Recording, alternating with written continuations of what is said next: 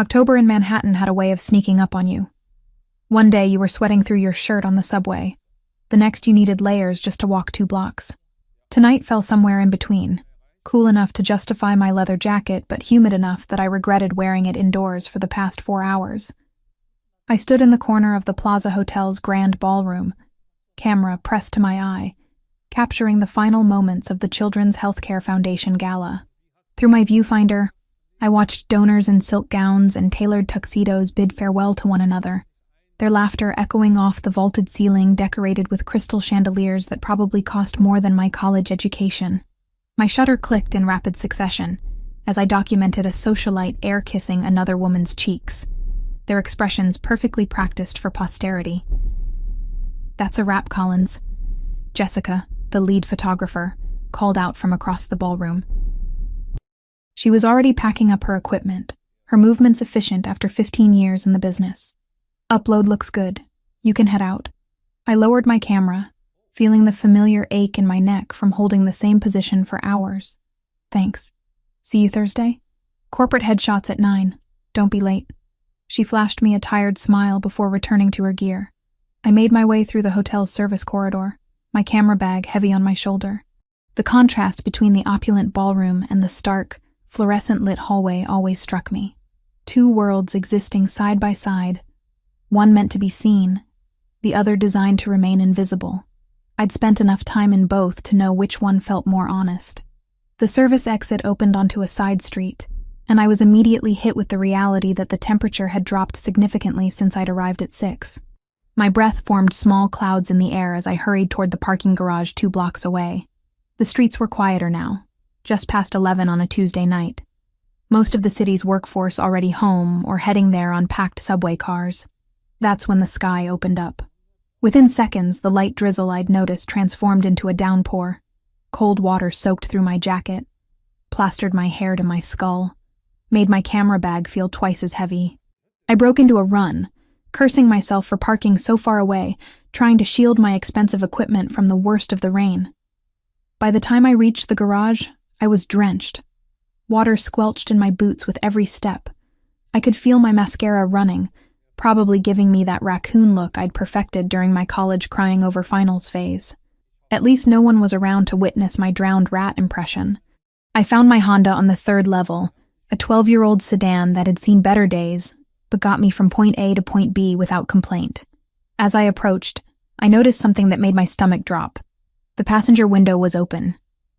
Not all the way. Just the 3 inches I'd left it cracked so Sunny wouldn't overheat while I worked. But now, in the downpour, rain was streaming inside. "No, no, no," I muttered, fumbling with my keys as I rushed to the door. I yanked it open, expecting to find my golden retriever's apologetic face, his fur damp from the moisture getting in. The car was empty. "Sunny?" I called, panic rising in my throat.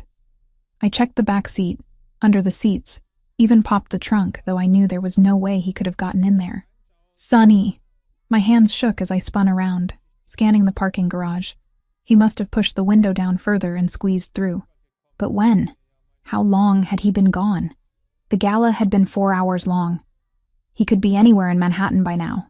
I left my camera bag on the passenger seat and took off running, back down the levels, out onto the street. The rain was relentless, making it nearly impossible to see more than 20 feet ahead. I cupped my hands around my mouth and shouted his name, my voice nearly drowned out by thunder rumbling overhead. A flash of golden fur darted across the street 2 blocks down. Relief and terror flooded through me in equal measure. I sprinted after him, my boots splashing through puddles, water streaming into my eyes.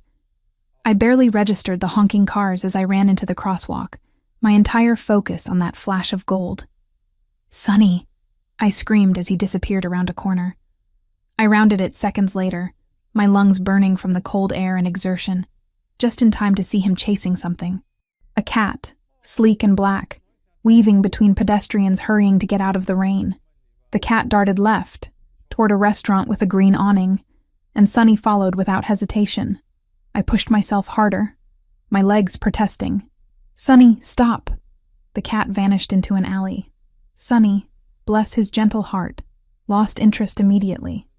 But instead of coming back to me, He did something completely inexplicable. He jumped into an open car door. Not just any car. A black SUV with tinted windows, the kind of vehicle that screamed money and power, parked directly in front of an Italian restaurant I'd photographed for a wedding client once. The restaurant catered to a very specific, very exclusive clientele. By the time I reached the vehicle, stumbling to a stop beside it, I could see Sonny through the open door, settling himself at someone's feet like he'd found exactly where he belonged. "I'm so sorry," I gasped, trying to catch my breath as I leaned into the SUV. "He's never done anything like this before. Sonny, come here, right now." Sonny looked at me, then looked up at whoever he was sitting with, and stayed exactly where he was. That's when I registered the interior of the vehicle. Leather seats the color of expensive cognac, the subtle scent of cedar and something else. Something that reminded me of the cologne counter at department stores I couldn't afford to shop at. And sitting in that back seat, looking at me with an expression somewhere between amusement and curiosity, was possibly the most striking man I'd ever seen. Dark hair, perfectly styled despite the late hour, a face that could have been carved from marble, all strong angles and sharp lines, except for his mouth, which was curved in the barest hint of a smile. He wore a charcoal suit that fit him like it had been made specifically for his broad shoulders, and even sitting down he radiated the kind of presence that made you want to either move closer or back away. I couldn't decide which, but it was his eyes that held me frozen, half in and half out of his vehicle, deep brown, almost black in the dim light, and looking at me with an intensity that made my rain-soaked skin break out in goosebumps. "Your dog?" His voice was low, smooth, with the barest hint of an accent I couldn't quite place. "Yes. I'm so sorry. He escaped from my car and I've been chasing him and he never approaches strangers like this." I reached for Sonny's collar, but my dog pressed himself closer to the man's legs, deliberately out of my reach. "Sonny, I swear to God, if you don't come here right now..." "He seems comfortable." The man's hand, I noticed, had moved to rest lightly on Sonny's head. My dog's tail thumped against the expensive floor mats. I became acutely aware of how I must look. Soaking wet, mascara probably halfway down my face, shivering in the cold, half kneeling in this man's vehicle while my dog refused to obey me. Heat crept up my neck despite the chill. "He's really friendly," I said, as if that explained anything. "But he knows better than to jump into people's cars. I'm training him. I promise he's not usually so bold," the man suggested. "Poorly behaved," I finished, making another grab for Sonny's collar. This time I managed to get my fingers around it, but when I tried to pull him toward me, he planted himself like he weighed 300 pounds instead of 75. Behind me, I heard movement. I glanced back to see 2 large men in dark suits had materialized from somewhere. Security, I realized. Of course this man had security. One of them had his hand inside his jacket, and I didn't need much imagination to guess what he was reaching for. "I'm just getting my dog," I said quickly, my voice rising with nervousness. I'm not trying to. Marco." The man in the car spoke quietly, but the security guard immediately relaxed, stepping back. "It's fine. She's clearly just trying to retrieve her dog." The one called Marco nodded, but didn't move far. His eyes stayed locked on me, watching for any sudden movements. "Sonny, please," I tried again, putting more force into my pull on his collar. He whined at me, like I was the one being unreasonable. "What kind of dog is he?" the man asked, seemingly unbothered by the fact that a strange woman was half inside his vehicle, dripping water all over his floor. "Golden retriever, 2 years old. Usually very well behaved, I swear." I gave up on pulling and instead tried to maneuver myself into a better position, which resulted in me essentially climbing into the SUV. "I'm so sorry about this. And about the water.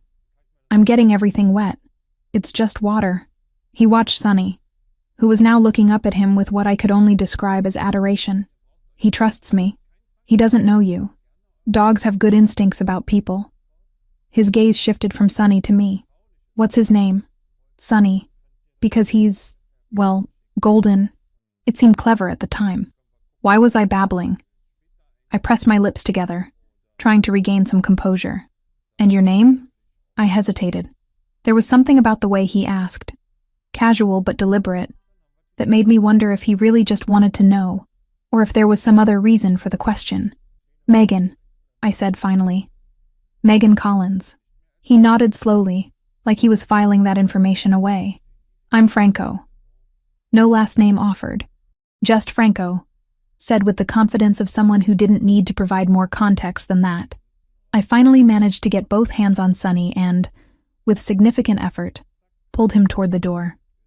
He came reluctantly, his nails scraping against the floor mat, still looking back at Franco like I was taking him away from his new best friend. "I'm really sorry about this," I said again, backing out of the SUV with Sonny finally in my arms. The moment we were outside, he tried to lunge back toward the car. I tightened my grip, my wet hands slipping slightly on his damp fur.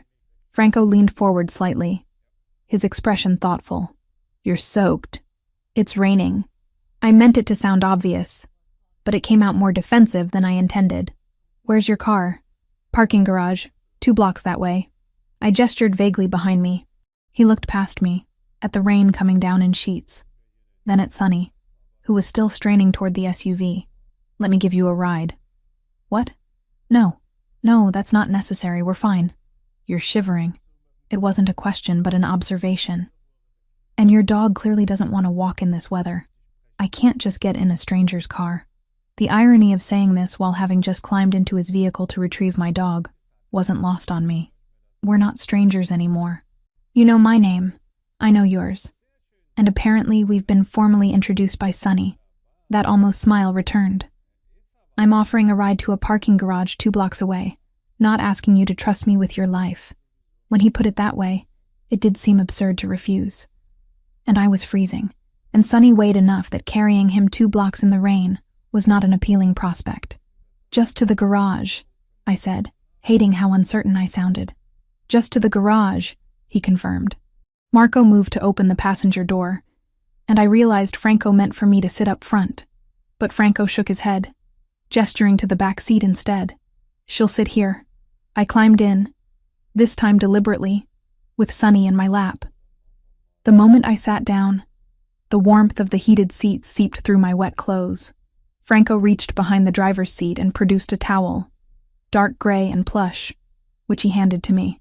"For you or the dog, whichever needs it more." I used it on Sonny first, drying his face and ears while he squirmed with impatience. Only then did I press it to my own face, trying to salvage what was left of my dignity. Marco got into the driver's seat, another man I hadn't seen before climbing into the passenger seat. Neither spoke.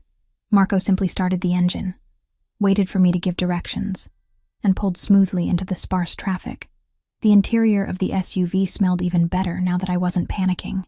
Cedar, definitely, but also leather and something clean and crisp. The windows were tinted so dark I could barely see out, but I could feel the vehicle moving, hear the rain drumming against the roof. "You photograph events," Franco said. Not a question. I looked down at myself, at my camera bag still hanging across my body, the strap dark with water. "How did you know?" "The bag. The way you hold yourself. You have the posture of someone who spends a lot of time on their feet, watching rather than participating." He paused. "And there was a gala tonight at the plaza. You're dressed for behind-the-scenes work, not attendance." I didn't know whether to be impressed or unsettled by his observational skills. "Children's healthcare benefit. I'm a freelance photographer. You enjoy it?" "Most of the time.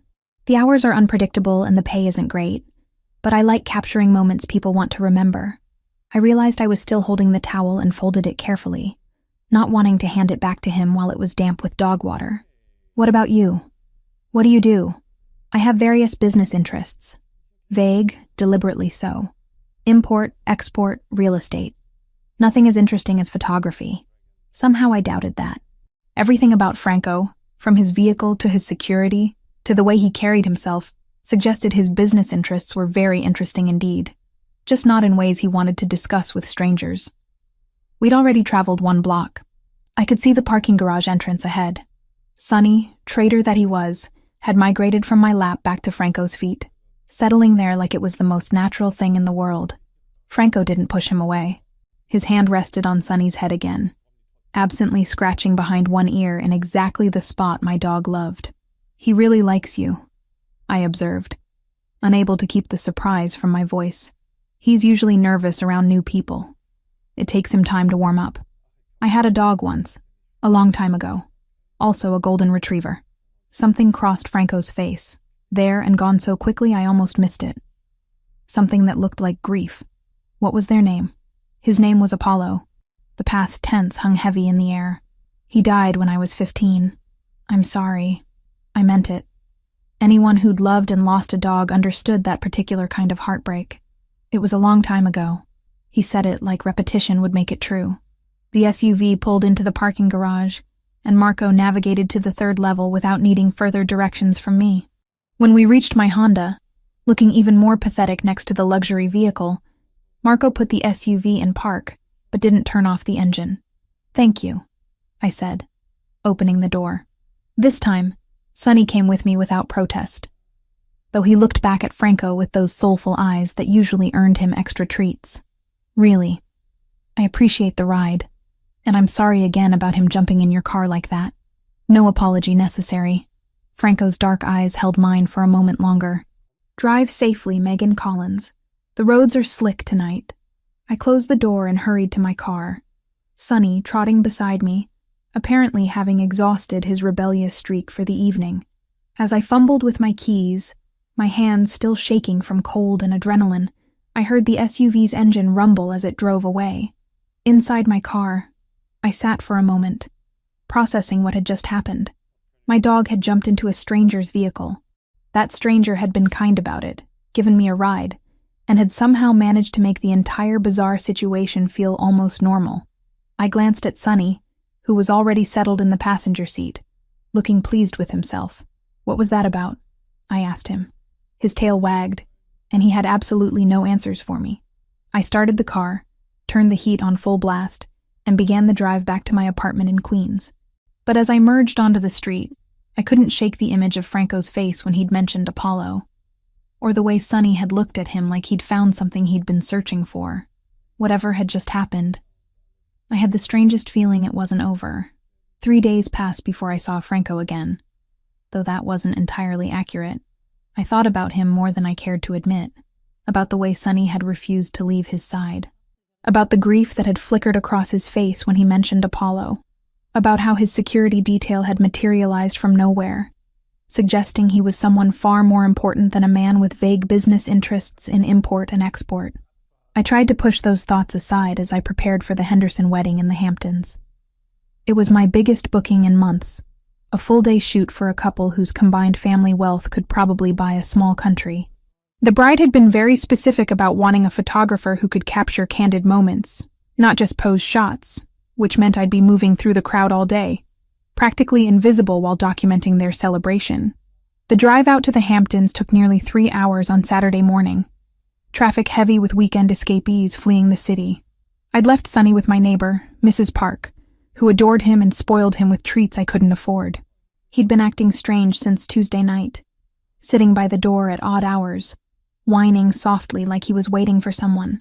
I'd chalked it up to the excitement of his brief adventure, but part of me wondered if he was looking for Franco. The wedding venue was exactly what I'd expected. A sprawling estate with manicured lawns rolling down to a private beach, white tents billowing in the ocean breeze, flowers everywhere in shades of cream and blush. The kind of place that existed in a completely different universe from my Queens apartment with its temperamental radiator and neighbor who played bass at 2 a.m. I arrived early to scout locations and test lighting, my camera bag heavy on my shoulder as I moved through the property. The wedding coordinator, a woman named Patricia who spoke in clipped, efficient sentences, walked me through the day's schedule. Ceremony at 4, cocktail hour on the terrace at 5, reception in the main tent at 6:30. "The guest list is very exclusive," Patricia informed me, her tone suggesting I should be impressed. Several notable families from the city. The Hendersons wanted someone who could be discreet. I assured her discretion was part of my job description, which seemed to satisfy her. She left me to set up, and I spent the next 2 hours positioning myself strategically, planning angles, making notes about how the light would shift as the afternoon progressed. By the time guests began arriving, I'd transformed into my professional mode. Camera raised, eye to the viewfinder, I became part of the background. People rarely noticed the photographer after the first few minutes, which was exactly how I preferred it. I could observe without being observed, capture genuine moments when people forgot they were being watched. The ceremony was beautiful in that effortless way money could buy. The bride wore a gown that probably cost more than my car. The groom looked properly emotional as she walked down the aisle, and the sun cooperated by painting everything in golden light. I moved through the crowd, my shutter clicking steadily, building the narrative of their day frame by frame. It was during cocktail hour that I saw him. I was crouched beside a flower arrangement, trying to capture a candid shot of the bride's grandmother, when someone moved into my peripheral vision. Tall, commanding presence, dark suit that fit perfectly. Something about the way he carried himself made me lower my camera and look directly at him. Franco stood near the bar, a glass of what looked like whiskey in his hand, deep in conversation with an older man I didn't recognize. He hadn't seen me yet, and I took the opportunity to study him in this different context. He looked the same as he had Tuesday night, that same controlled elegance. But here, surrounded by the wealthy and powerful, he didn't stand out. He blended perfectly, which somehow made him more intriguing. This was his world, I realized. These were his people. As if sensing my gaze, he turned his head and our eyes met across the crowded terrace. Recognition flashed in his dark eyes, followed by something that might have been pleasure. He said something to his companion, then began moving through the crowd toward me. I straightened quickly, suddenly self-conscious about my casual black pants and long-sleeve shirt, my camera hanging around my neck like a neon sign announcing I didn't belong here. Megan Collins. He stopped in front of me, that almost smile playing at his lips. I didn't expect to see you here. I'm working. Photographing the wedding. I gestured unnecessarily at my camera. I didn't know you'd be here either. Family friend of the groom's father. I couldn't decline the invitation. His gaze moved over me, assessing but not inappropriate. How's Sonny? The fact that he remembered my dog's name sent an unexpected warmth through my chest. He's good. Still acting a little strange, though. I think his adventure Tuesday night affected him more than I realized. Strange how? He keeps sitting by the door, waiting for something, I think. I paused, debating whether to say more, or someone. Something shifted in Franco's expression, a softening around his eyes. Dogs remember kindness. He probably associates me with getting out of the rain and finding somewhere warm. Maybe. I didn't mention that Sonny had been in dozens of cars before, and never acted the way he had with Franco. Are you enjoying the wedding? The ceremony was beautiful. The bride's dress was particularly impressive. He said it with just enough sincerity that I couldn't tell if he actually cared or was simply making conversation. You're capturing it well. I saw you during the ceremony. You have a good eye for moments. You were watching me work? The idea made me strangely self-conscious. I was watching the wedding. You happened to be part of it. He took a sip of his whiskey, his eyes never leaving mine. Tell me about Sonny. You mentioned he was rescued? The shift in topic caught me off guard. Yes. From a shelter in Brooklyn about 6 months ago. He was scheduled to be euthanized in 2 days when I found him. I felt that familiar tightness in my throat thinking about how close I'd come to never meeting Sonny. His previous family abandoned him when they moved to an apartment that didn't allow dogs.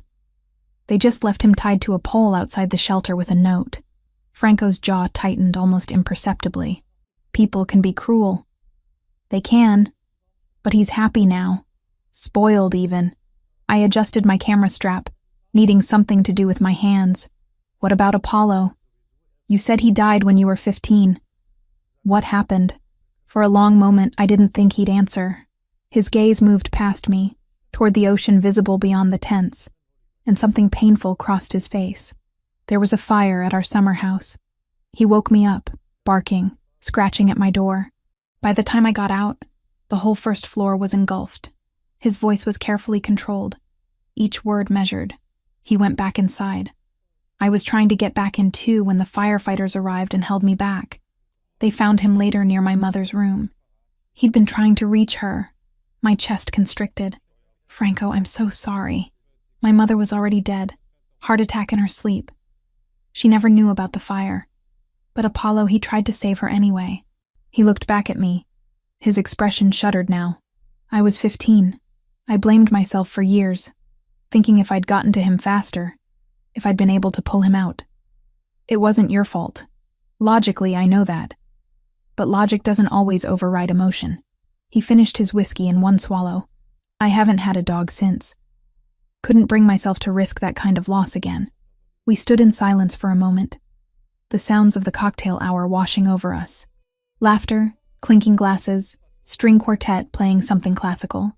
Here we were, surrounded by celebration, discussing grief and loss. "Collins," Jessica's voice cut through the moment. She was waving at me from across the terrace, pointing at her watch. "We need you for the family formals." I turned back to Franco, suddenly reluctant to end this conversation. "I have to go. Work calls." "Of course." He reached into his jacket and pulled out a business card, different from the one he'd given me before. This one had his name, a phone number, and an address in the financial district. "I have a business proposition for you. Corporate photography work. Are you available this week?" I took the card, surprised. "What kind of corporate work?" "Headshots for our website. Some office photos. Nothing elaborate, but I'd rather hire someone I know can deliver quality work." He paused. "And someone whose dog showed excellent judgment and character." Despite everything, I smiled. Using Sonny as a reference, he seemed like a good judge of character. That almost smile appeared again, transforming his face in a way that made my pulse quicken. "Are you interested?" I should have been more cautious. Should have questioned why a man with his obvious resources would hire a freelance photographer he'd met under bizarre circumstances 3 days ago. But the pragmatic part of my brain was already calculating how much I could charge for corporate work, how that would help with my perpetually tight budget. "Yes, I'm interested." "Good. Call my office Monday morning. We'll set up a time." He inclined his head slightly, a gesture that seemed almost old-fashioned.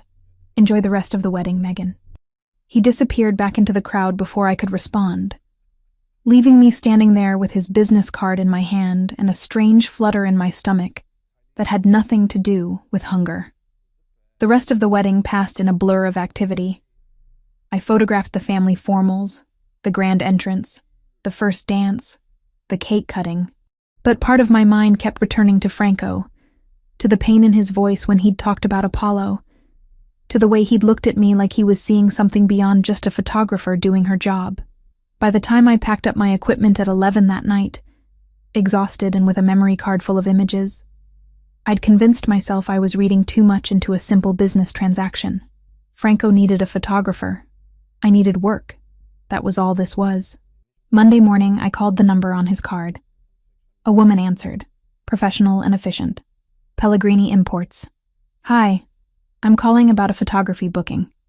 Franco asked me to call. There was a brief pause. "Your name?" "Megan Collins." "One moment, Ms. Collins." I was put on hold, listening to classical music that probably cost someone a licensing fee. Then a different voice came on the line. Male, younger than Franco. "Ms. Collins, this is Vincent Rossi, Mr. Pellegrini's assistant. He mentioned you'd be calling. Are you available Thursday afternoon for a session at our offices?" "Yes, Thursday works." "Excellent. 2:00? The address is on the card he gave you. Please bring equipment for both indoor and outdoor shots. We'll need approximately 20 headshots and some general office photography." We discussed logistics, pricing, technical requirements. Vincent was all business, nothing like Franco's measured warmth. When I hung up, I had a job that would pay more than I usually made in 2 weeks, scheduled for 3 days from now. Thursday afternoon, I arrived at the financial district address 15 minutes early, my equipment bags making my shoulders ache.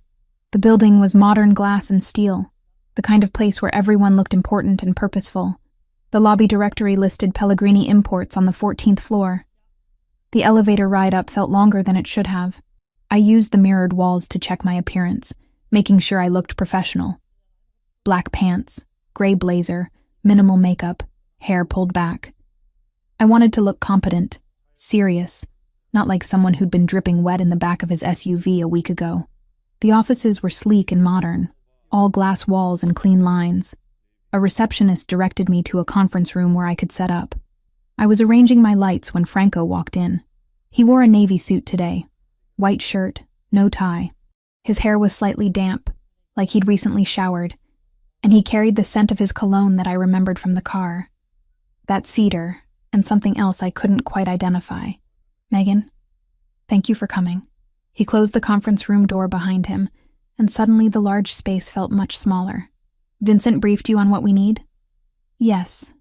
Headshots and some office shots. Pretty straightforward. I finished adjusting a light, then turned to face him. Should we start with you since you're here? Actually, I'm not one of the subjects. The headshots are for my team. I prefer to stay off the website. Of course he did. A man who introduced himself with just a first name wouldn't want his face plastered on a corporate website. But I'd like to stay and observe if that's acceptable. Make sure the images match what we need. What he meant was, he wanted to make sure I could actually do the job he'd hired me for. Fair enough. The next 2 hours passed in focused work. Vincent brought in employees one by one, and I photographed them against the simple backdrop I'd set up. Franco watched from a corner of the room, occasionally making quiet suggestions, but mostly just observing with that intensity that made me hyper-aware of every movement I made. When the last headshot was complete, Franco walked with me through the office, pointing out spaces he wanted photographed. The main floor with its glass walls and city views, the break room that looked more like an upscale cafe, a conference room with a table that could seat 20. I worked methodically, aware of Franco's presence behind me, following at a respectful distance. He didn't speak unless I asked questions, but I could feel his attention like a physical weight. "These are good," he said, when I showed him some of the shots on my camera's display screen. Better than I expected. "You didn't think I could do corporate work?" "I didn't know. You photograph events, weddings. This is different." "Not that different. It's still about capturing spaces and people in their best light." I moved to a window, framing a shot of the city skyline visible from the 14th floor. "Tell me about Pellegrini Imports. What do you import?" "Various goods. Textiles from Italy, wine, olive oil, some specialty furniture." He said it smoothly, the practiced answer of someone who'd explained his business many times. "My grandfather started the company 60 years ago. My father expanded it. Now it's my responsibility." There was something in his tone when he mentioned his father. Not grief exactly, but a weight, a burden. That's a lot of legacy to carry. "It is."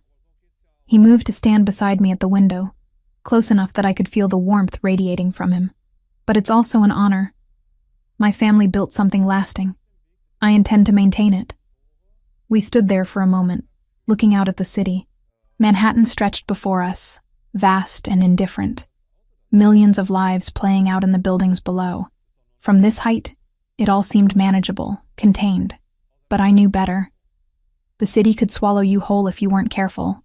"The photos should be ready by early next week," I said, stepping back from the window and from his proximity. "I'll send you a link to a private gallery where you can select which ones you want." "Excellent." He turned to face me fully. "Would you like to have dinner?" "To discuss the photos, and as thanks for accommodating my schedule on short notice." The invitation caught me off guard. "That's not necessary. You're paying me well for the work." "I'm aware. This isn't about payment. It's about conversation." His dark eyes held mine. "Unless you have other plans." I should have said yes, should have invented a prior commitment.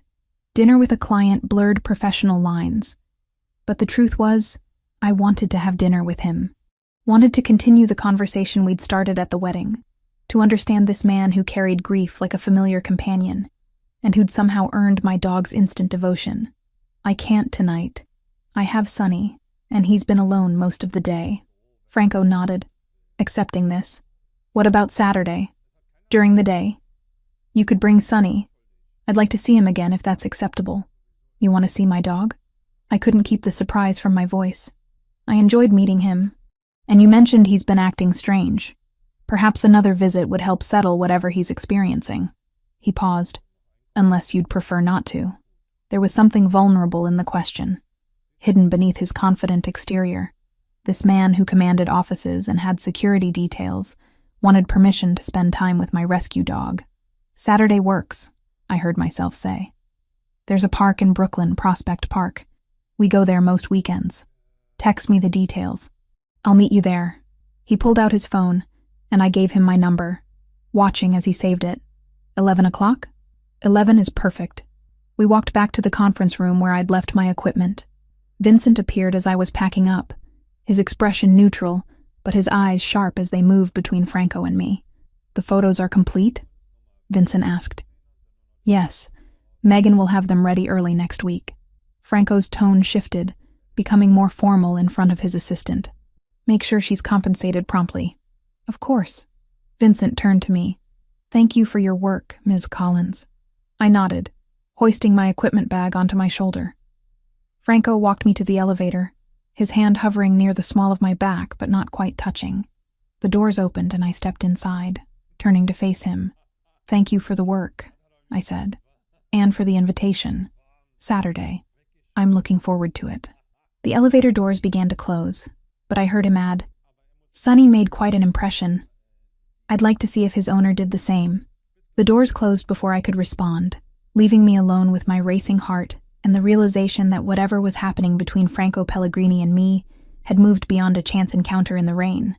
Saturday arrived with November's particular brand of cold sunshine, the kind that looked deceptively warm through windows, but bit through jackets the moment you stepped outside. I bundled up in layers, grabbing Sonny's new leash, the one I'd splurged on after my corporate photography payment cleared, and headed to Prospect Park. Franco had texted the night before confirming our 11 o'clock meeting near the main entrance off Prospect Park West. I'd spent an embarrassing amount of time that morning deciding what to wear, finally settling on jeans, boots, and a forest green sweater under my leather jacket. Casual, but put together, like I hadn't thought about it at all, even though I absolutely had. The park was busy with weekend joggers and families taking advantage of the crisp weather. Autumn had painted the trees in shades of rust and gold, leaves crunching underfoot as Sonny and I made our way past the long meadow. He was pulling at his leash more than usual, his nose working overtime to process all the scents around us. I spotted Franco before Sonny did, which was unusual. He stood near a bench overlooking one of the park's trails, and seeing him in casual clothes was almost jarring. Dark jeans that actually fit like jeans instead of designer attempts at casual. A charcoal gray sweater that looked soft and expensive under a black jacket. His hair was less perfectly styled than I'd seen it before, like he'd just run his fingers through it. No security detail visible anywhere. Then Sonny caught sight of him, and all hell broke loose. My 75-pound golden retriever transformed into a guided missile, yanking the leash so hard I nearly dropped it. He let out a bark of pure joy and took off running, dragging me stumbling behind him. "Sonny, no! Stop!" My commands fell on completely deaf ears.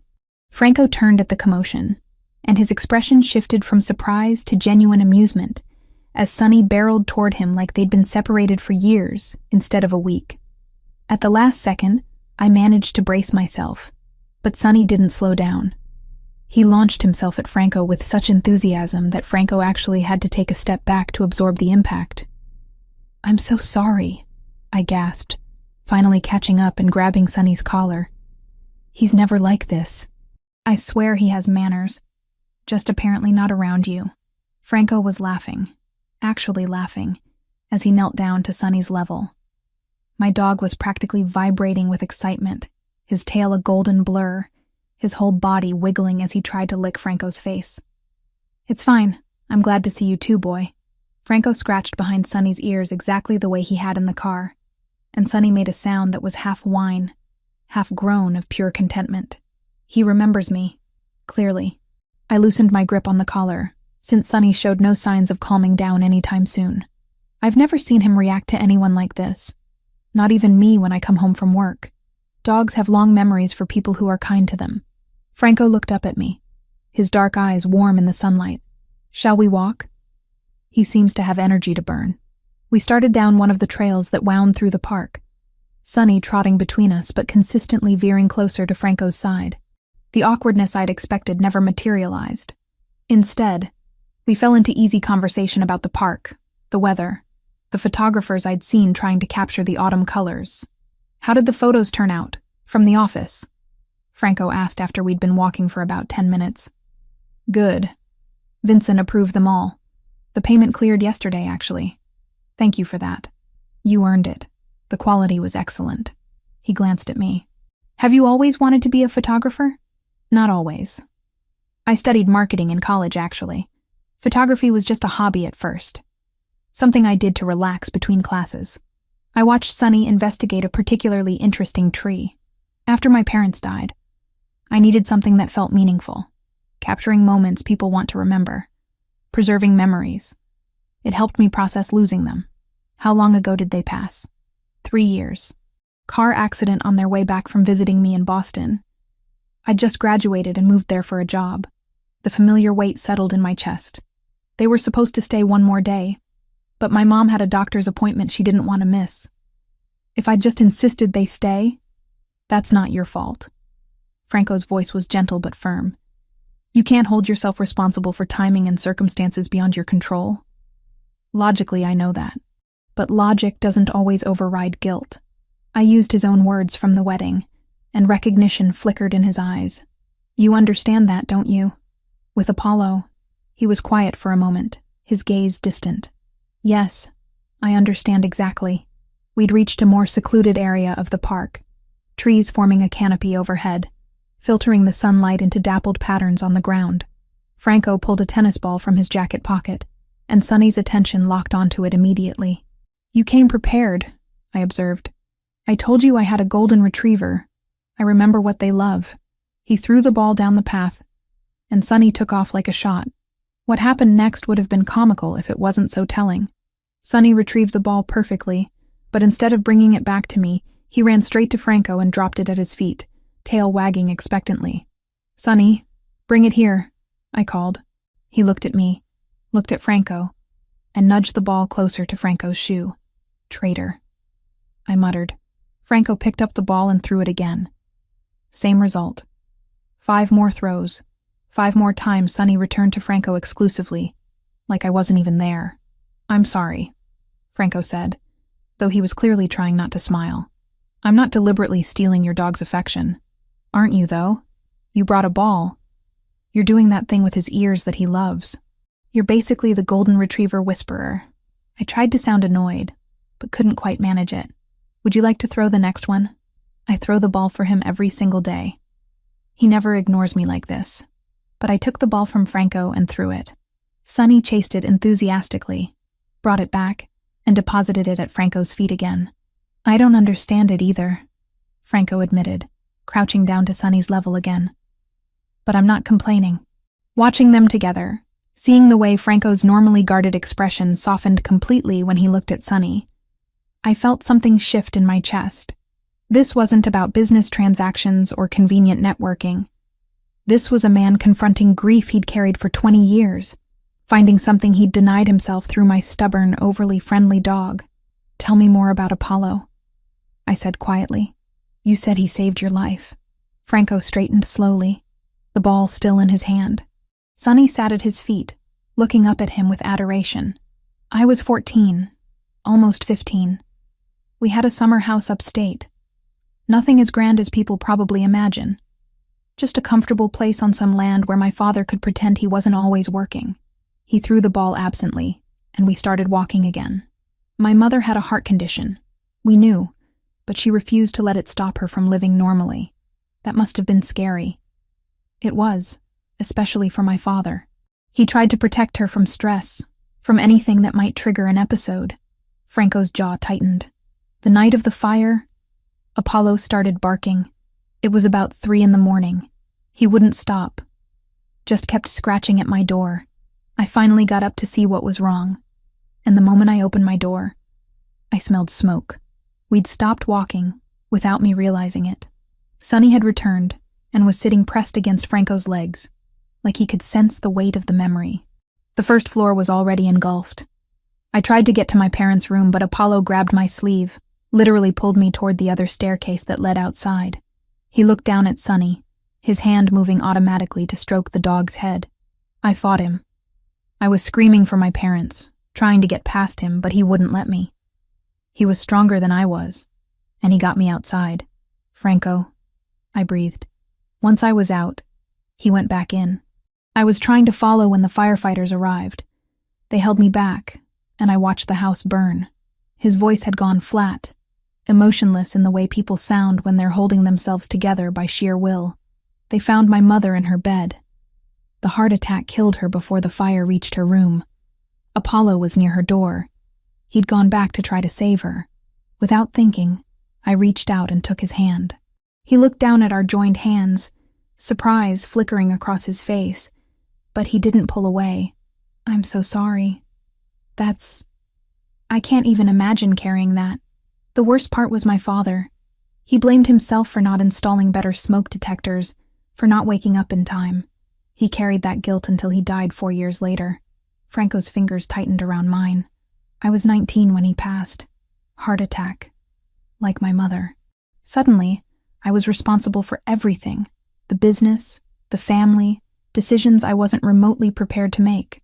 That's too young to lose both parents. Is there a right age? His eyes met mine, and I saw the vulnerability he usually kept hidden so carefully. "You were what, 23? 24? 24. And you're right, there's no good age. It changes you." We stood there in the middle of the path, holding hands, both of us carrying grief we rarely shared with anyone. Sonny leaned against Franco's legs, and for a moment, the three of us existed in a small bubble of shared understanding. "Photography became your way of holding on to moments," Franco said softly. "What became yours?" "Control. Structure. Making sure I was never unprepared again." A sad smile touched his lips. "Not exactly healthy, but effective. And now here you are, in a park with a stranger and her dog, being spontaneous. You're not a stranger anymore, Megan. Not after this conversation." The intensity of his gaze made my breath catch. We were still holding hands, and I became acutely aware of his thumb brushing against my wrist. Probably unconscious on his part, but sending electricity through my nervous system. Sonny chose that moment to bark and drop the ball at Franco's feet again, breaking the moment. Franco laughed, releasing my hand to pick up the ball. Persistent, isn't he? It's one of his better qualities. We walked for another hour, the conversation shifting to lighter topics. I told him about disastrous photo shoots and difficult clients. He shared carefully edited stories about the import business, always keeping things vague but engaging. By the time we ended up at a small cafe near the park's edge, my cheeks hurt from smiling, and Sonny was finally starting to show signs of tiring out. The cafe had outdoor seating, and we claimed a table with a heat lamp. Franco ordered an espresso. I got a cappuccino, and Sonny collapsed at Franco's feet like he'd been there all his life. "I have a question," Franco said after our drinks arrived. "Would you be interested in photographing an event next week? It's a fundraiser for a children's hospital. Nothing as elaborate as the wedding you shot in the Hamptons. But it's for a cause I support. You're becoming my most frequent client. Is that a problem?" "No, just unexpected." I warmed my hands on my cup. "What day?" "Saturday evening. I can send you the details. The pay will be competitive. You know you don't have to keep hiring me. I'm perfectly capable of finding work on my own. I'm aware. But I trust your eye, and I'd rather work with someone I know will deliver quality results." He paused. "Unless you'd prefer I didn't hire you. If it makes you uncomfortable." "It doesn't. I was just making sure you weren't offering out of, pity or obligation." "I don't do pity." His tone made it clear that was true. "And my only obligation is to the hospital that will receive the fundraiser proceeds." We finished our coffee as the afternoon light started to change, turning everything golden. When it was time to leave, Sonny threw an absolute fit. He planted himself between Franco and me, whining pitifully when I tried to get him to move. "Come on, Sonny. We need to go home." Franco knelt down one more time, holding Sonny's face gently between his hands. "I'll see you again, boy. I promise." Like he understood, Sonny licked Franco's face once, then allowed me to lead him away. But he looked back every few steps, making sure Franco was still there. "He really does like you," I said when we were finally walking toward the subway. Franco had walked us to the park entrance, his hands in his pockets, that almost smile back in place. "The feeling is mutual. Thank you for today, Megan. I needed this more than you probably realize. Thank you for being honest. About Apollo. About everything. I'll send you the details about next week." He hesitated, like he wanted to say something else, but decided against it. "Get home safely." As Sonny and I descended into the subway station, I looked back once. Franco was still standing there watching us leave, and for the first time since I'd met him, he looked genuinely at peace.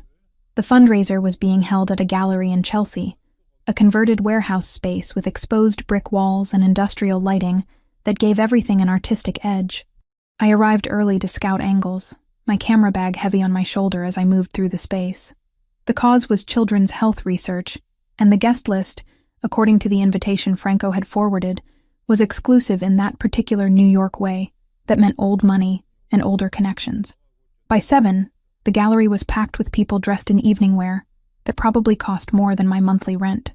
I worked the edges of the crowd, capturing candid moments, the way I always did. Through my viewfinder, the world became manageable, reduced to composition and light. That's when I started noticing the pattern.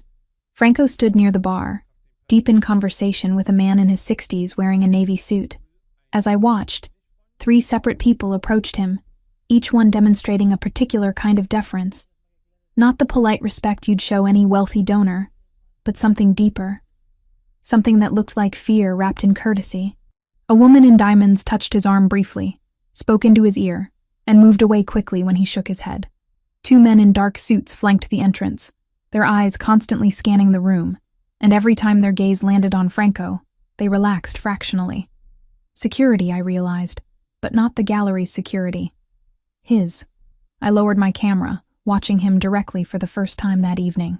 He looked the same as always, perfectly tailored suit in charcoal gray, hair styled with casual precision. But seeing him here, surrounded by this particular crowd, context shifted everything.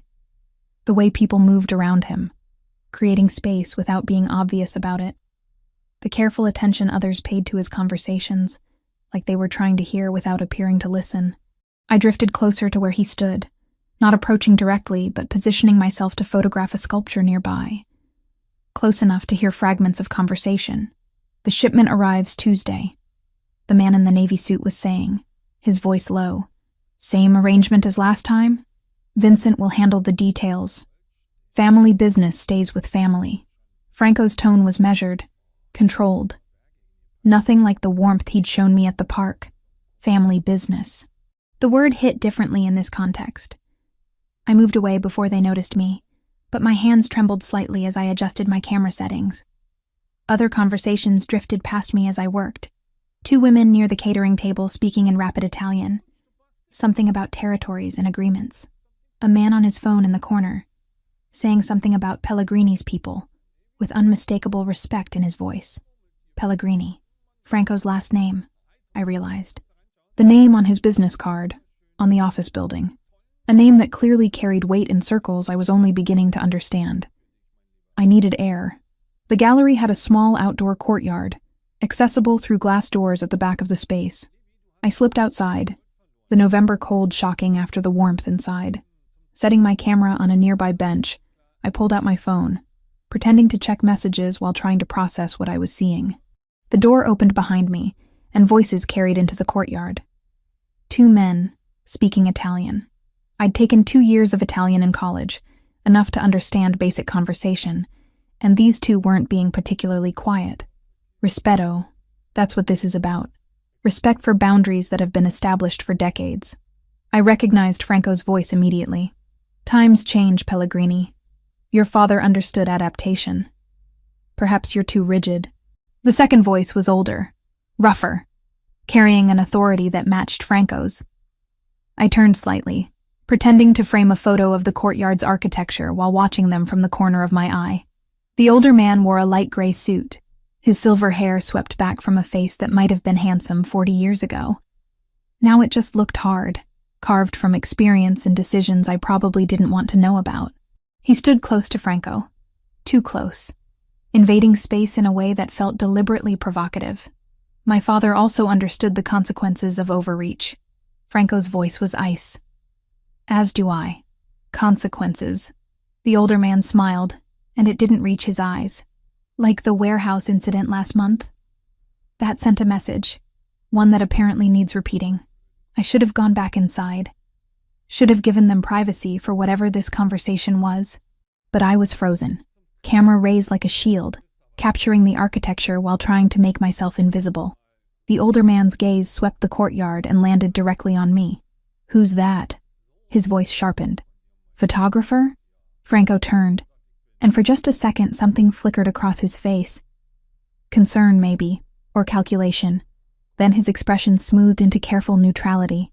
"Gallery photographer, documenting the event." Documenting. The man moved away from Franco, walking toward me with deliberate steps. Photographers see things, hear things, sometimes remember things they shouldn't. My mouth went dry. I lowered my camera, trying to project casual professionalism despite my racing heart. "Just here to photograph the fundraiser." "I don't speak Italian, if that's what you're worried about." The lie came out smooth, and I saw Franco's eyes narrow fractionally. He'd heard me speak some Italian at the park, the scattered words I'd taught Sonny. He knew I was lying, but he didn't contradict me. "Vittorio." Franco moved between us, not obviously protective, but definitely creating a barrier. "The photographer is contracted for the evening. Nothing more." Vittorio studied me for another long moment, his gaze calculating in a way that made my skin crawl. Then he smiled, showing too many teeth. "Of course. Just an evening's work. Though I hope you're well compensated, young lady.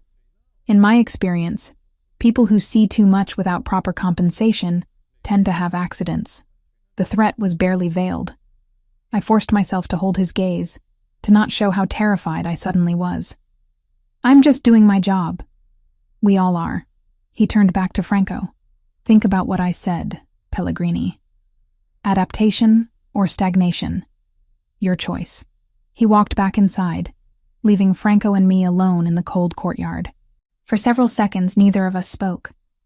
I could hear my own heartbeat, loud in my ears, mixing with the distant sound of music and conversation from the gallery. "You understood what we were saying." Franco's voice was quiet, certain. "No point denying it now. Some of it. Enough. Then you understand why I need to speak with you. Privately." He gestured toward a door at the far end of the courtyard. "There's a private office. Now, please." It wasn't really a request. I grabbed my camera and followed him through the door, down a short hallway, into a small office with modern furniture and art that probably cost more than my car. Franco closed the door behind us, and suddenly the space felt very small. That man was Vittorio Grimaldiro. Franco's tone had shifted, becoming almost clinical. He controls territory in the Bronx and parts of northern Manhattan. We've had disagreements about boundaries recently. Disagreements. I echoed the word, my voice sounding strange to my own ears. "Like the warehouse he mentioned?" Franco moved to lean against the desk, arms crossed. "You need to understand something, Megan. What I told you before about import business and real estate, that's all true, but it's not complete. Because you're in the Mafia." Saying it out loud felt surreal, like dialogue from a movie I'd accidentally walked into. That's not a word we use, but essentially, yes. My family. The Pellegrini family. We've controlled certain operations in this city for 3 generations. Import, export, construction, private security. Some of it's completely legitimate. Some of it exists in gray areas. And some of it is outright illegal. The confirmation should have sent me running. Instead, I found myself setting my camera down carefully, buying time to think. "Why are you telling me this?" "Because Vittorio saw you. He knows you were at an event with me, possibly heard our conversation. That makes you a variable he'll want to assess." Franco's jaw tightened. "In my world, unknown variables are dangerous. To him and to you. Are you threatening me? I'm protecting you." The vehemence in his voice surprised me. Vittorio has a reputation for eliminating problems. If he thinks you know something that could be useful to his rivals or dangerous to his operations, he'll either try to buy your cooperation or ensure your silence permanently. The room tilted slightly. I reached out to steady myself against a chair. "This is insane. I was just taking pictures." "I know. And I'm sorry you've been pulled into this. But you need to decide right now what you want to do." "Decide what?" Franco straightened, moving closer but stopping before he entered my personal space. "Option 1. You leave. Cut all contact with me, with this world. I'll provide security to make sure Vittorio knows you're not a threat, that you were just a photographer who happened to be in the wrong place. After a few weeks, He'll lose interest, and you'll be safe. And option 2, you acknowledge what I am, what this world is, and you let me protect you properly. Because whether you want it or not, you're now associated with me in Vittorio's mind. That won't disappear just because you stop taking my calls. I sank into the chair, my legs suddenly unreliable. Through the door, muffled by walls and distance, I could hear the fundraiser continuing. Normal people doing normal things while I sat in an office with a man who'd just confirmed he was exactly what I'd started to suspect. Tell me honestly, I said, looking up at him. Do you hurt innocent people? Franco met my gaze directly. I protect my family and my territory. Sometimes that requires violence. I don't apologize for that.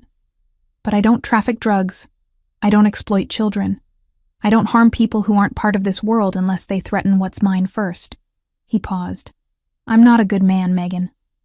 I've done things I'm not proud of, but I have a code, and I don't cross certain lines. That's not exactly reassuring. It's honest, which is more than most people in my position would give you. I thought about Sonny's instant devotion, about the grief Franco carried for Apollo, about how gentle he'd been in the park. Those things were real too, not just facades hiding a monster. People were complicated, capable of both protection and violence, both tenderness and ruthlessness. I need time to think, I finally said. Take tonight. But Megan, understand that Vittorio knowing about you changes things. Whether you choose to walk away or not, I'm assigning someone to watch your apartment. Make sure you're safe. Just for a few weeks, until he loses interest. You're going to have me followed? The violation of privacy should have angered me more than it did. I'm going to keep you alive. His voice softened. You can refuse the association with me. Refuse anything more between us. But I won't apologize for making sure Vittorio doesn't see you as a useful target. We stood there in that small office, the reality of his world settling around us like winter fog. I'd known, somewhere in the back of my mind, that Franco was dangerous, but knowing intellectually, and having it confirmed, standing in a room with him after watching him face down another dangerous man, that was different. That was choosing with open eyes. I should get back to work, I said, standing on shaky legs. People will notice I'm gone. Franco nodded, stepping aside to let me pass. But at the door, his hand caught mine briefly. Whatever you decide, thank you for today. For the park, for Sonny, for reminding me what it feels like to be just Franco, not Pellegrini. I squeezed his hand once, then slipped back into the gallery, back into the role of invisible photographer. But everything looked different now, cast in the knowledge of what I'd just learned. The fundraiser continued around me, elegant and civilized on the surface, while underneath ran currents of power and danger I was only beginning to understand. By the time the event ended, I'd made my decision. Not about Franco, not yet, but about whether I was brave or foolish. Maybe both. 2 weeks passed in a strange limbo where my life continued almost normally, except for the black SUV that followed me to every job. It stayed back, never intrusive, but always there. A constant reminder that I'd stepped into a world that didn't let you leave just because you wanted to. I kept working. Photographed a corporate holiday party in Midtown, a small wedding in Brooklyn, headshots for an actress who couldn't afford the high-end photographers. My career didn't stop just because Franco Pellegrini had assigned someone to shadow my movements. If anything, knowing Vincent or one of his people was watching made me more determined to prove I could handle my own life. Then the flowers arrived. I came home on a Tuesday evening, arms full of equipment from a day shoot, and found them sitting outside my apartment door. An elaborate arrangement, the kind you see at funerals. All white lilies and roses, probably $200 worth of flowers with a small card tucked into the center. My hands shook as I pulled out the card. The message was written in Italian, but I understood every word. Photographers with curious eyes sometimes lose their vision permanently. Consider this friendly advice. No signature. None needed. I stood in my hallway, staring at those beautiful, threatening flowers, feeling my carefully maintained composure crack. This was real.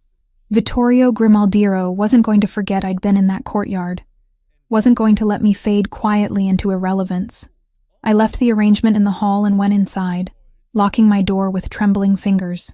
Sonny met me at the entrance, but instead of his usual enthusiastic greeting, he pressed against my legs, whining softly. His ears were flat against his head, his tail tucked. He kept looking at the door like something dangerous lurked just beyond it. "It's okay, boy. We're safe inside." But my voice sounded unconvincing even to my own ears. I tried to settle into my normal evening routine. Fed Sonny, though he barely touched his food. Uploaded photos from today's shoot, though my hands kept shaking on the keyboard. Made tea I didn't drink. Every sound from the hallway made both of us jump. At 8:30, someone knocked. Sonny's response was immediate and terrifying. He lunged at the door, barking with a ferocity I'd never heard from him before. His hackles raised, teeth bared. This wasn't my gentle golden retriever. This was a dog sensing genuine danger. "Megan, it's Franco. Open the door." I grabbed Sonny's collar, pulling him back while I checked the peephole. Franco stood there with Vincent flanking him, and 2 other large men I didn't recognize positioned behind them. All of them looked grim. I opened the door, and Franco's eyes immediately went to the flowers still sitting in the hallway. Something dangerous flashed across his face. Inside. Now. He moved past me, his security following.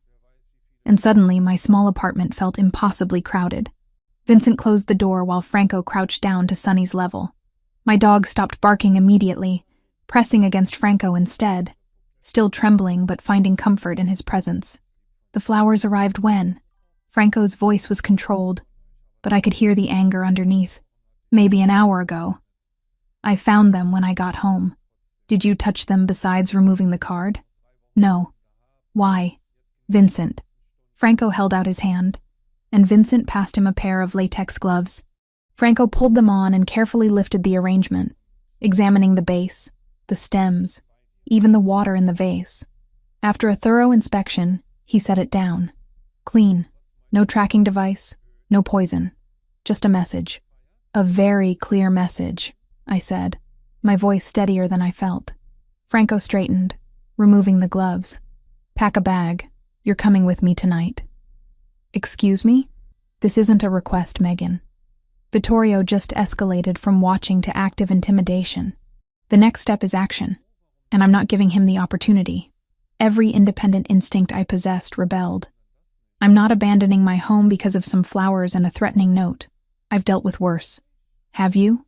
Franco moved closer, his intensity focused entirely on me. Have you dealt with someone who has the resources and willingness to make threats like this a reality? Because I've seen what Vittorio does to people he considers problems. It doesn't end with flowers. I can't just leave. I have work, clients, a life here, which you can continue from a secure location. I have a townhouse in the Upper West Side. You'll have your own room, your own space. You can keep working, keep your clients, keep your independence. The only difference is you'll be somewhere Vittorio can't reach you easily. I wanted to refuse. Wanted to prove I didn't need protection. Didn't need Franco swooping in to save me. But Sonny whined again, pressing harder against Franco's legs. And I realized my dog had been acting strange all evening. Nervous, unable to settle, refusing food. Animals sensed things humans rationalized away. Just for a few days, I heard myself say. Until he loses interest. Until the situation is resolved, Franco corrected. That might take longer than a few days. How much longer? He exchanged a look with Vincent. Depends on how reasonable Vittorio decides to be. Could be weeks. I can't impose on you for weeks. You're not imposing. You're accepting protection I'm offering because I refuse to have your safety on my conscience. His jaw tightened. Please, Megan. Don't make this harder than it needs to be. The please did it. Franco Pellegrini didn't strike me as a man who said please often.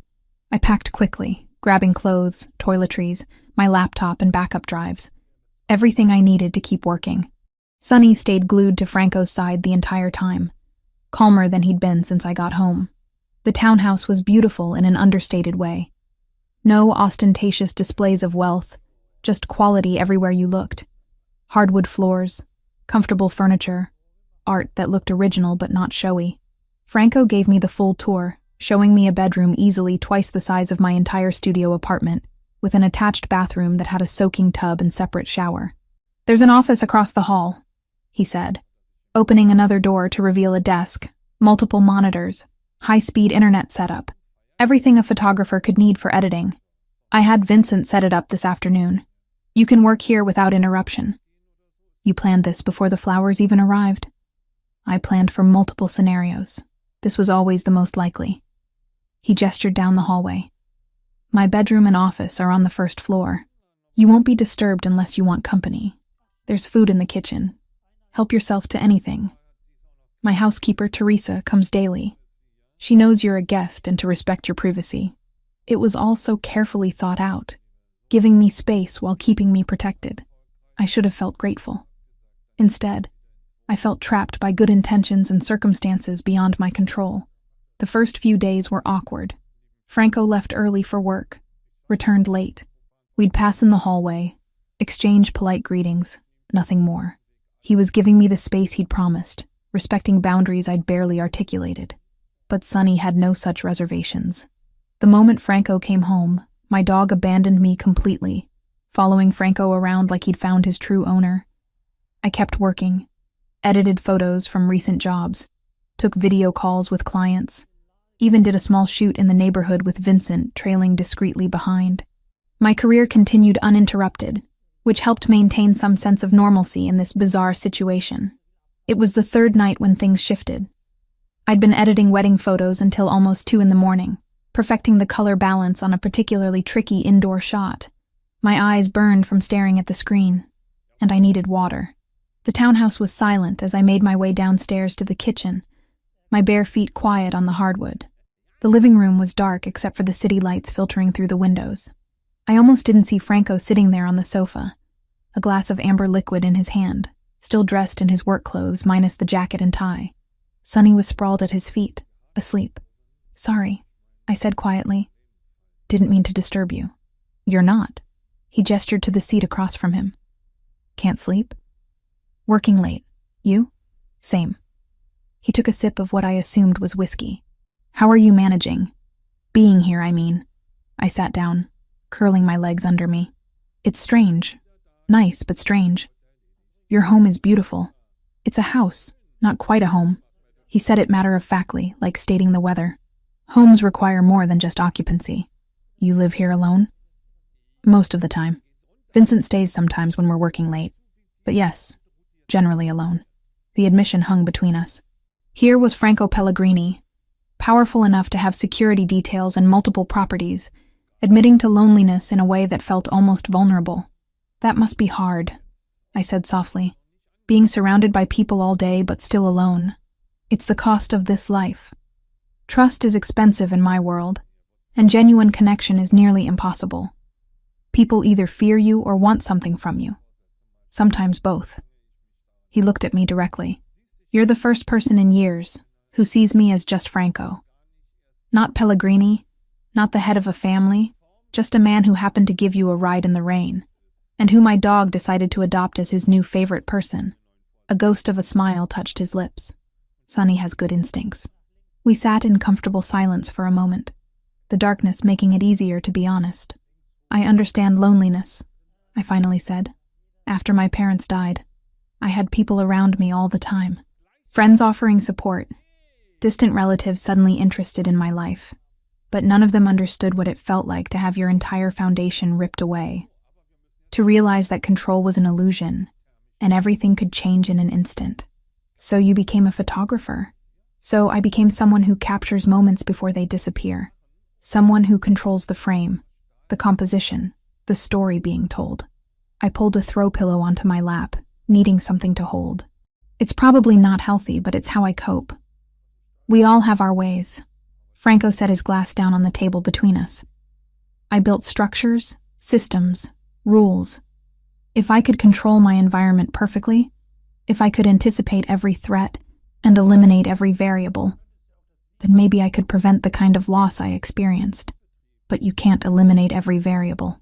"No, you can't." His gaze held mine in the dim light. "Sometimes the most important variables are the ones you never planned for." The weight of what he wasn't saying pressed against my chest. I was a variable he hadn't planned for. Sonny was a variable. This entire situation had spiraled from a chance encounter into something neither of us could have predicted. "Thank you," I said, breaking the moment before it became too intense. "For the office, for letting me keep working. You didn't have to do that." "Yes, I did. You've spent 3 years rebuilding your life after loss. I won't be responsible for taking that away from you, even temporarily." He stood, offering me his hand to help me up. "Get some sleep, Megan.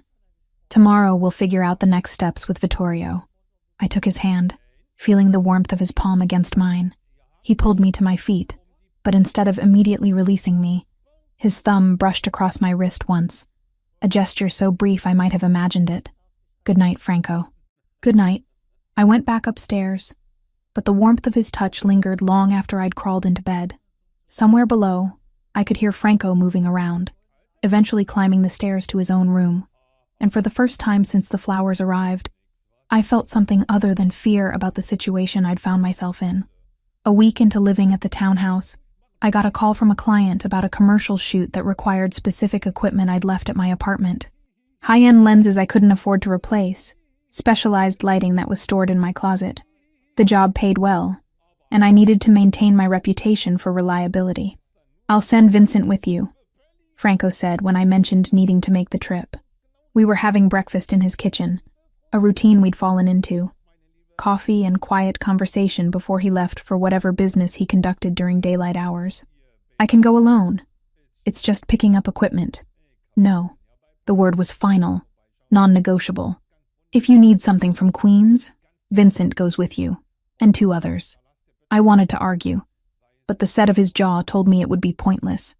An hour later, Vincent arrived with 2 men whose names I didn't catch, both carrying themselves with the alert tension of people trained for violence. Sonny whined as I prepared to leave, pressing against Franco's legs in the way that had become habitual. "Stay here, boy," I told him, scratching behind his ears. "I'll be back soon." The drive to Queens took 40 minutes in midday traffic. Vincent sat in the front passenger seat, constantly scanning our surroundings. I tried to relax in the back, reviewing my shot list for tomorrow's commercial shoot. But the tension from the 2 guards flanking me was contagious. If anything, this was the opposite of reckless. 3 armed men and a carefully scouted street just to grab some lenses I couldn't afford to replace. My building looked exactly as I'd left it. Slightly run down, functional, home. Vincent got out first, his eyes sweeping the street with professional thoroughness. Then he froze, his hand moving inside his jacket. "Back in the vehicle. Now." "What's wrong?" "Gray sedan, 2 o'clock, occupied, engine running, no reason to be parked there." His voice was sharp with command. "Get back in the car, Miss Collins." I turned to look, curiosity overriding caution. That's when I saw the van, unmarked and white, its side door already sliding open. Everything happened impossibly fast. Men emerged from the van, 4 of them, moving with coordinated precision. Vincent shoved me hard toward the SUV, his body positioning itself between me and the threat. One of Franco's guards yanked open the rear door, shouting something I couldn't process over the sudden roar of gunfire. The sound was nothing like movies. Louder, sharper, each shot cracking through the air like the world breaking apart. I hit the ground beside the SUV, Vincent covering me completely, his weight pressing me into the cold pavement. Something warm and wet splashed onto my shoulder. "Stay down!" Vincent's voice was strained, different. "Don't move!" More gunshots, these from Franco's other guards returning fire. Screaming from somewhere, maybe from me. The acrid smell of gunpowder. Vincent's breathing harsh and labored against my ear. Then engines roaring, tires squealing, the attackers retreating as suddenly as they'd appeared. Silence crashed down like a physical thing. "Vincent?" I tried to turn under his weight. "Vincent, are you okay?" "Been better." He pushed himself up with visible effort, his left arm hanging useless at his side. Blood soaked through his jacket, spreading dark across the expensive fabric. "You hit?" "No. No, I'm fine." My voice sounded strange, too high, shaking. "You're bleeding. Oh God, you're bleeding so much." "Flesh wound." He swayed slightly, caught himself against the SUV. "Get her inside," he told the other guards. Lock the doors. Franco's already been notified. One of the guards, the one with the scar above his eyebrow, was on his phone speaking rapid Italian. The other helped me into the vehicle, his hands surprisingly gentle despite their size. Through the window, I watched Vincent lean against the car, his face pale but composed. Like taking a bullet was just another day at the office.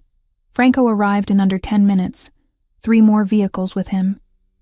I watched through the tinted window as he took in the scene, his expression transforming into something terrible and cold. He spoke to Vincent briefly, then came to the SUV, yanking the door open. "Are you hurt?"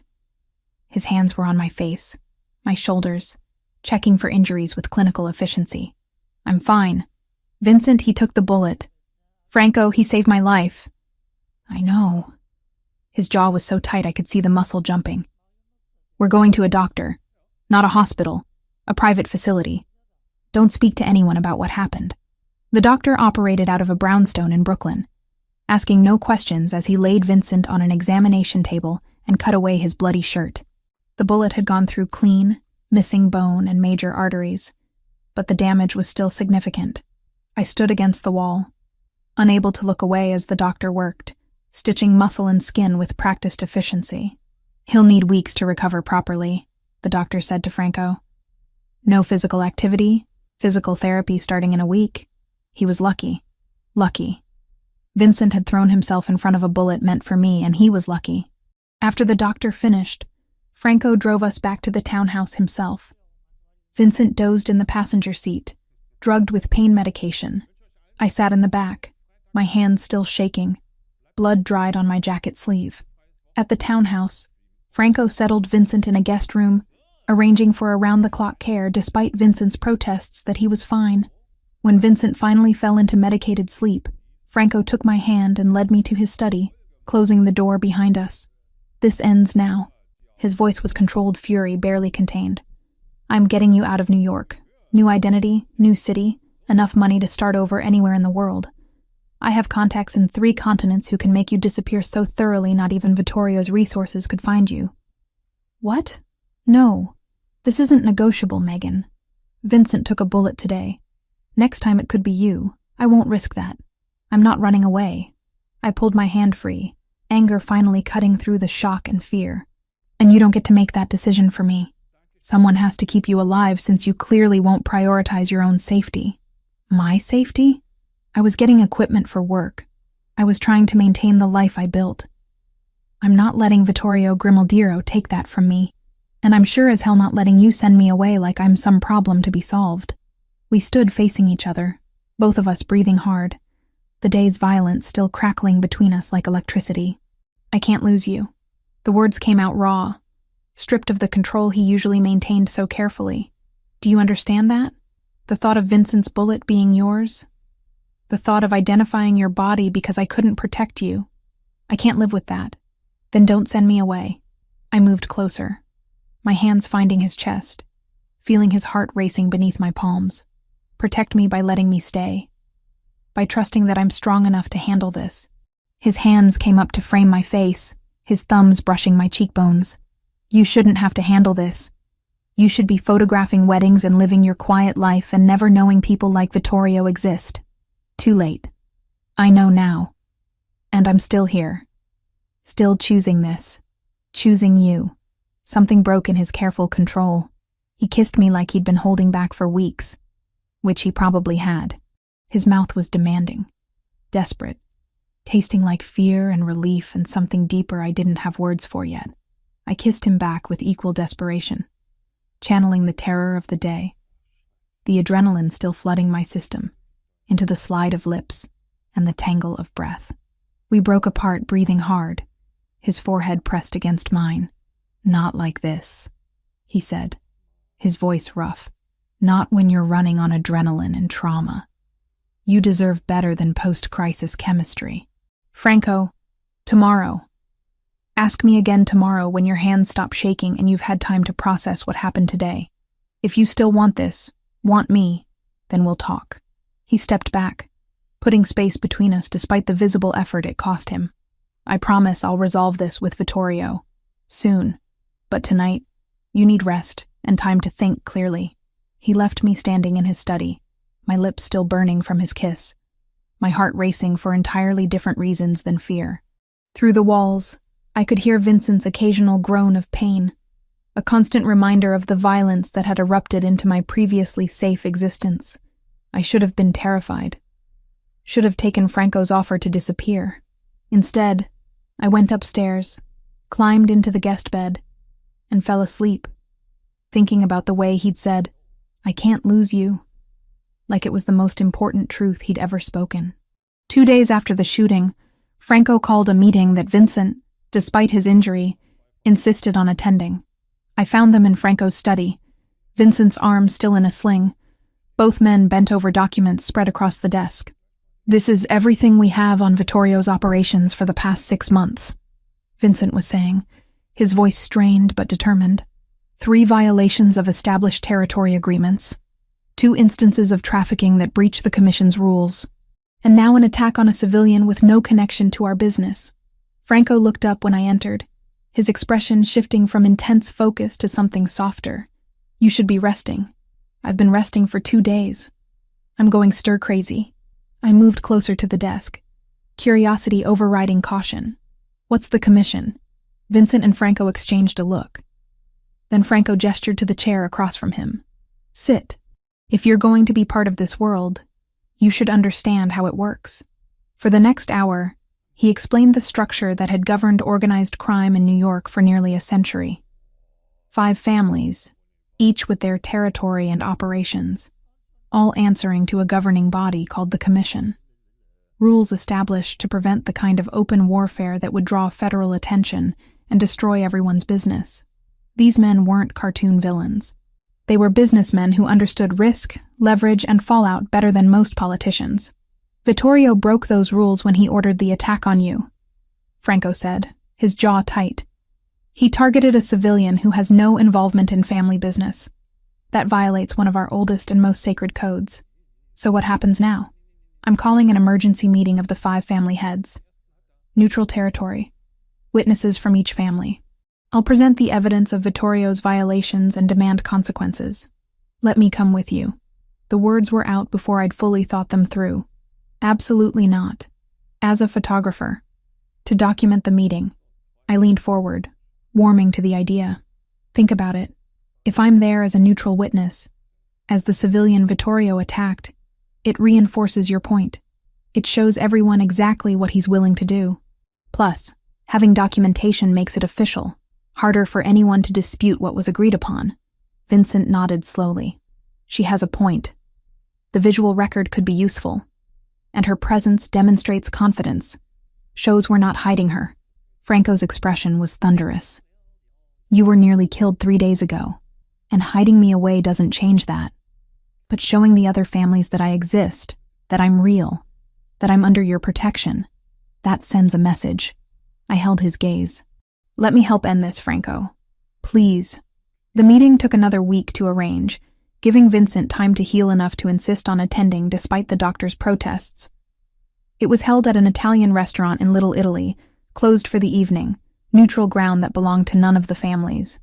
I dressed carefully in black pants and a blazer, my camera bag slung over my shoulder, trying to project professional competence despite my racing heart.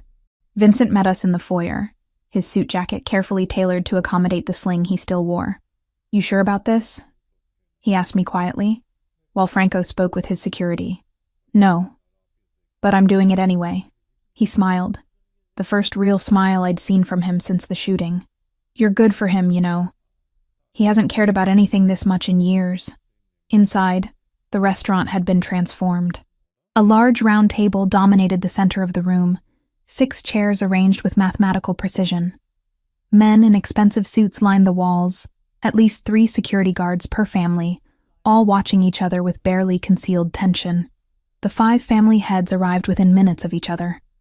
I recognized Vittorio immediately, his silver hair and hard face impossible to forget. The others were strangers, older men who carried themselves with the particular confidence that came from decades of unchallenged power. Franco introduced me simply as Miss Collins, photographer documenting this meeting for the record. I set up my camera on a tripod in the corner, trying to be unobtrusive while capturing everything. The meeting began with formal pleasantries that felt absurd given the circumstances. Then Franco laid out his case with methodical precision. He presented financial records showing Vittorio's encroachment on established territories, testimony from witnesses about trafficking violations, and finally, Vincent's medical records from the shooting. The woman he targeted, Franco said, his voice carrying across the room, has no involvement in our business. She's a photographer who happened to be in the wrong place at the wrong time.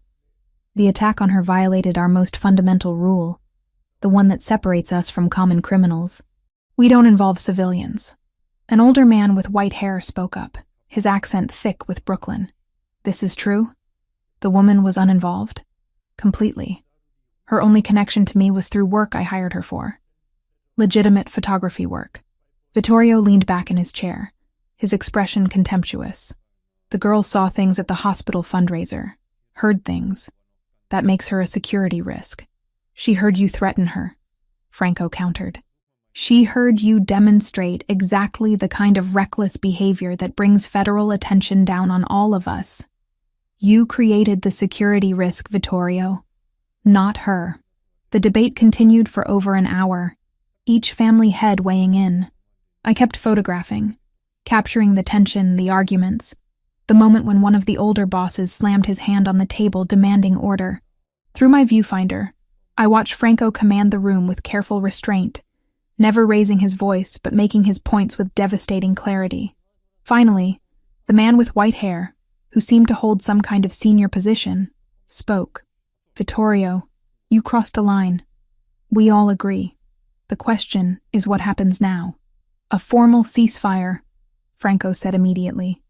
Documented and witnessed, Vittorio returns to his established territory and stays there.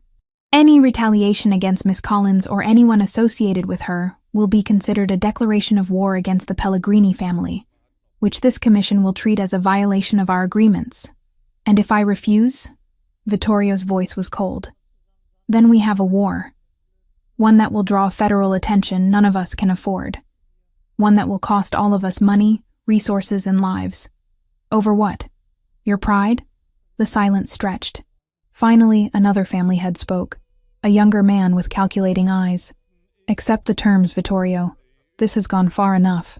One by one, the other bosses agreed.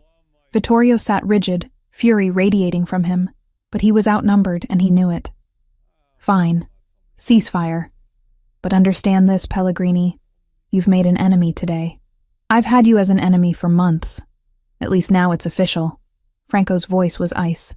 The agreement was written out by hand, old school, and signed by all 5 family heads. I photographed each signature, the formal record Franco had wanted. As the meeting broke up, Vittorio passed close to where I stood by my camera. He didn't say anything, didn't even look directly at me, but the hatred coming off him was palpable. Franco materialized at my side immediately. Don't engage, just pack up your equipment. The drive back to the townhouse was silent. Only when we were inside, the door locked and security positioned outside, did I finally let myself shake. You were right, Franco said quietly. Your presence made a difference. They saw you as real, not just an abstract problem. It made my argument stronger. I was terrified the entire time. I know, you hid it well. He moved closer, his hands framing my face gently. It's over now. The ceasefire holds because breaking it would cost Vittorio more than his pride can afford. The next few days were tense, waiting for confirmation that Vittorio's people had stood down. But gradually, life began normalizing. Vincent recovered enough to return to light duty. The security around the townhouse remained, but felt less urgent. And then Franco took me back to my apartment in Queens. The building looked exactly as I'd left it, but now I saw it through different eyes. My previous life, the one where I worried about rent and difficult clients and whether I'd booked enough work for the month. It felt both familiar and impossibly distant. I had the locks changed, Franco said as we stood outside my door. Security system installed. And there will always be someone watching, at least for the foreseeable future. But this is your home. If you want to come back, I understand. I looked at him, at this man who had turned my world inside out in the span of 6 weeks, who had protected me, who had kissed me, and then stepped back because he wanted me to choose with clear eyes. I don't want to come back. Not permanently. I took his hand. I want to stay at the townhouse. With you. If that's still something you want. It's all I want. His voice was rough with emotion. But you need to understand what that means, Megan. The danger doesn't disappear completely. There will always be risks, always be limitations. I can't take you to public places without security. Can't promise you a normal life. I stopped wanting normal the night Sonny jumped into your car. I smiled despite the seriousness of the conversation. I want this. Want you. Want whatever complicated, dangerous, beautiful thing we're building together. He kissed me then, thorough and claiming. And this time he didn't pull away. This time, when we finally broke apart, he kept his arms around me, holding me close. Come home, he said against my hair. Let's go home. We went back to the townhouse together.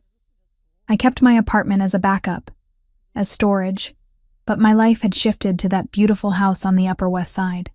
I continued my photography work, booking weddings and corporate events and everything in between. Vincent, recovered now except for occasional stiffness in his shoulder, often accompanied me to shoots, claiming it was security protocol. But I suspected he just enjoyed getting out of the office. And Franco, who had spent years keeping people at a distance, slowly let me in. Not all at once, but in careful increments. Late-night conversations in his study. Quiet dinners where he talked about his father and the weight of legacy. Mornings where Sonny would wake us both by jumping on the bed, demanding attention from the man he'd chosen before either of us understood why. The danger never completely disappeared. It couldn't, not in Franco's world, but we'd found a way to exist within it. To build something real in the spaces between the threats and the careful negotiations of power. It wasn't the life I'd imagined 6 weeks ago when I'd been chasing my dog through a rainstorm. It was better.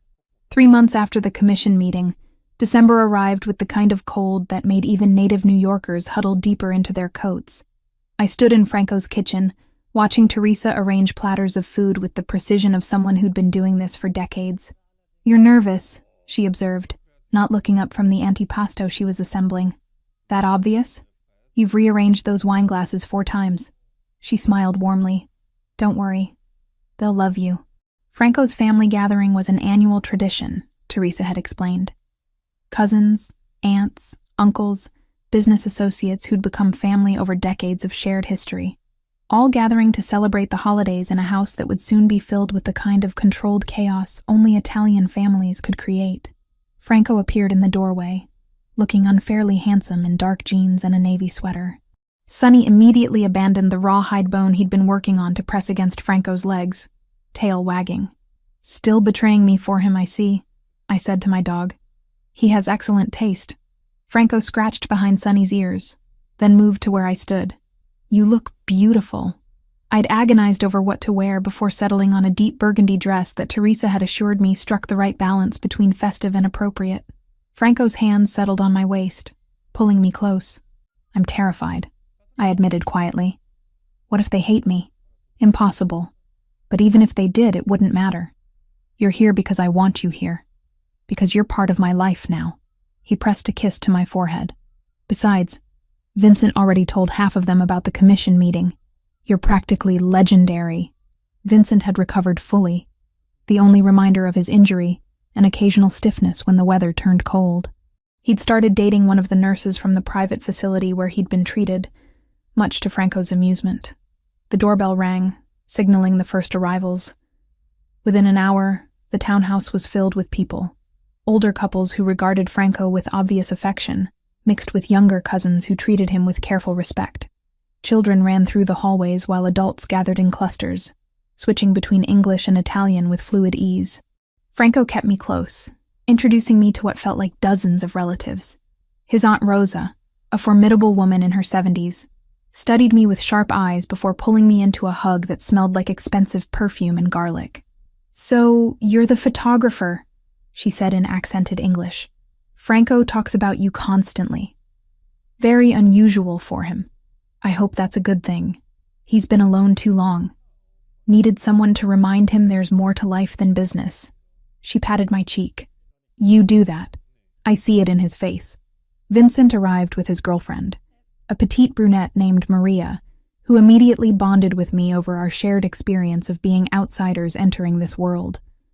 We stood together near the fireplace, watching Franco move through the room with practiced ease. "He's different with you," Maria observed. "Vincent says he hasn't seen Franco this relaxed in years. The feeling is mutual." Dinner was a loud, chaotic affair around a table that had been extended to accommodate 20 people. I sat between Franco and one of his younger cousins, a college student who peppered me with questions about photography. Sonny had positioned himself under the table at Franco's feet, occasionally emerging to beg shamelessly from various relatives who couldn't resist his golden charm.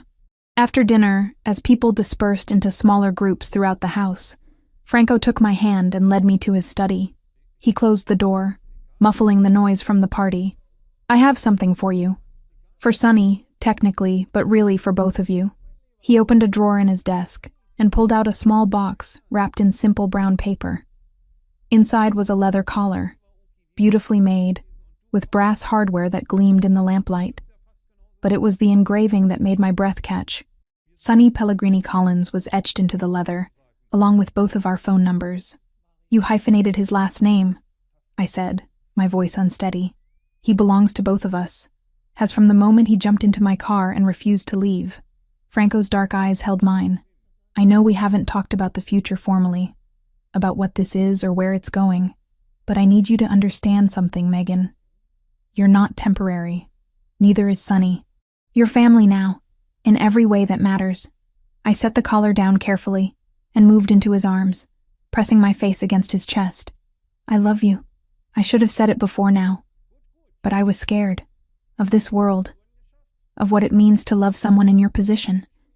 But I do. I love you, Franco." His arms tightened around me. "I love you too. Have since you stood dripping wet in my car, apologizing for your badly behaved dog who was actually showing better judgment than either of us realized." We stood there for a long moment, holding each other while the party continued outside the door. Eventually, we returned to our guests, but something had shifted. The last barrier between us had fallen. Later that night, after everyone had left and Teresa had finished cleaning up despite my offers to help, Franco and I sat in the living room with Sonny between us on the sofa. The dog wore his new collar proudly, having posed for approximately 30 photos, while various relatives cooed over him. "Your family was wonderful," I said, curled against Franco's side. "Especially Rosa. She told me about your mother. She was my mother's best friend. Helped raise me after the fire." His fingers traced patterns on my shoulder. "She approves of you, which is significant. Rosa doesn't approve of anyone easily. Vincent seems happy with Maria. He deserves it. Not many people would take a bullet and never question the decision." Franco was quiet for a moment. "I've been thinking about next steps. The business needs someone who understands both the legitimate operations and the other aspects. I want to gradually transition more toward legal enterprises, and I'd like Vincent to eventually take over the rest." "You're thinking about getting out?" "Not completely. That's impossible. But minimizing involvement, yes. Focusing on the import business, the real estate holdings, building something that doesn't require constant vigilance against people like Vittorio." He looked down at me. "Building something stable. For us." The implication hung in the air, heavy with possibility. A future where we could be together without the constant shadow of danger. Where the biggest threat might be a difficult client, or a rained-out photo shoot instead of rival families and territorial disputes. "I'd like that," I said softly. "Though I have to admit, Sonny might be disappointed. He's gotten used to the attention from your security team." As if understanding, Sonny's tail thumped against the sofa. Franco laughed, the sound rich and genuine. And I realized this was what I'd wanted from the beginning. Not the wealth or the protection, or even the intensity of his focus. Just this, Franco at peace, surrounded by the people he loved, building something that could last. Outside, snow had started falling, coating the city in white. Inside, we sat together, a family formed not by blood but by choice, by a golden retriever's inexplicable devotion, and two people brave enough to love each other, despite every reason not to. It wasn't the life I'd planned 3 months ago when I'd chased Sonny through that rainstorm, But watching Franco smile down at our dog, feeling the solid warmth of him beside me, I couldn't imagine wanting anything different. We'd found each other in the chaos, and somehow, impossibly, we'd built something beautiful from it. And that was more than I'd ever dared to hope for.